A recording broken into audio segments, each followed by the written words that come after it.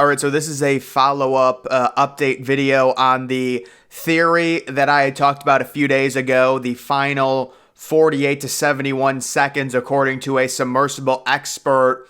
Only time I've heard this theory, it says 48 seconds of horror aboard the Titan. According to a submarine expert, the Titan likely had an electrical failure and lost stability, which caused it to drop to the bottom of the ocean. And why this is interesting, about a week and a half ago, I outlined in another video the fact that Titan had hired college interns to design the electrical system. I am not kidding. I'm not blaming it on these kids, but I am saying if we connect two and two together, you can see Washington State students had an early role on the Titan project, and you've got one of them saying, quote, "The whole electrical system, that was our design, we implemented it, and it works." That was according to one of the 2017 graduates in electrical engineering at the time. So a very interesting situation developing, and I'm going to outline this theory by the submersible expert.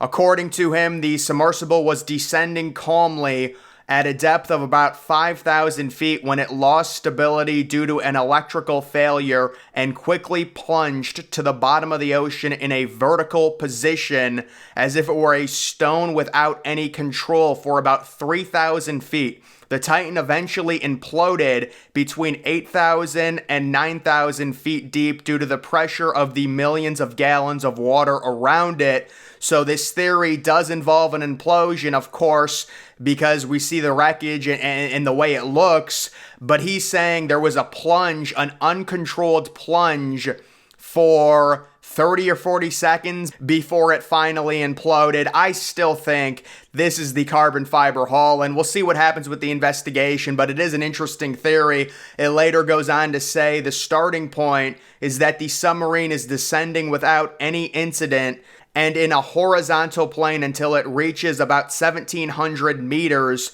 or 1,500 feet. At that point, there is an electrical failure. It is left without an engine and without propulsion. That's when it lost communication with the Polar Prince. The Titan changes position and falls like an arrow vertically, with everything happening between 48 and 71 seconds of straight free fall. During that time, the passengers were aware of the gravity of the situation. In that period of time, they are realizing everything, and what's more, in complete darkness. It's difficult to get an idea on what they experienced in those final moments. After those 48 seconds or 1 minute, the implosion and sudden death occurs. The big problem after the electrical failure was that all of the passengers crowded in the front of the submarine's porthole, which caused it to destabilize even more. With the lack of propulsion, the weight of the passengers and pilot were concentrated in the front part near the porthole. By descending so abruptly, the submarine was subject to an increase in pressure, and there was a strong compression of the vessel. And of course, because it is an implosion, the death of the passengers is imminent. But this is the idea. It suffered an uncontrolled plunge, so they knew something was horribly wrong. Very interesting theory. I would still say that, the carbon fiber hull giving way is the most obvious answer, but it was something to where I just read this and they're blaming the electrical system, and you realize a few weeks ago, oh yeah, they had a, college intern design it and brag about designing it. That's a real coincidence. That is not a good look for OceanGate. Not saying it's the reason, because there's a lot of things, a lot of different submersible experts that have come forward, James Cameron and all of them. They have all pointed to the carbon fiber hull being the main culprit. I guess this would just be kind of like a secondary theory as they investigate the total cause. It is interesting the way the implosion happened and the pieces that were found. A lot of us expecting not much to really be recovered, but of course then they find all those different bigger pieces to it. The one piece they didn't find, the carbon fiber hull, that was the expected implosion. So according to this expert, it is possible that they plunged anywhere from 48 to 71 straight seconds down and then imploded. I don't think it's likely, but it is another theory. Losing contact with the mothership What is the cause of that? Well, it seems rather obvious the cause of it is an implosion, right? Or it could be an electrical failure. But it's like we can't, judge one versus the other. Either of it could have caused it. Was it the electrical failure which caused the plunge down? Or was it just, they completely imploded? Obviously, they're going to lose contact with the mothership. Newsweek, you've got to be kidding me. Read Titan submersible transcript in full that is being shared online. An unconfirmed script leaked online. And it allegedly reveals the entire transcript of Titan and the mothership.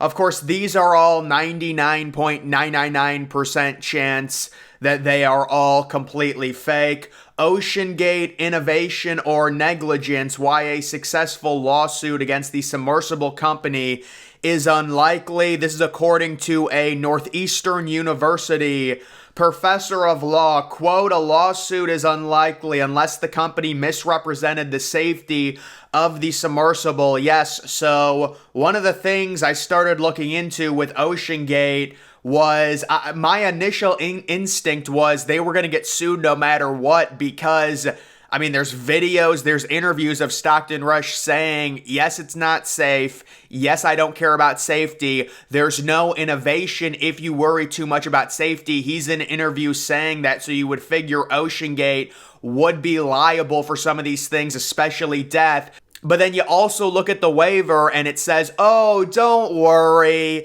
you might die. It's experimental. It's the only carbon fiber hull, whatever. I think the lawsuits probably in the long run are not important. It's not going to matter. OceanGate is done. Their one submersible that they had, to go down to the Titanic does not exist anymore. Their CEO is not alive.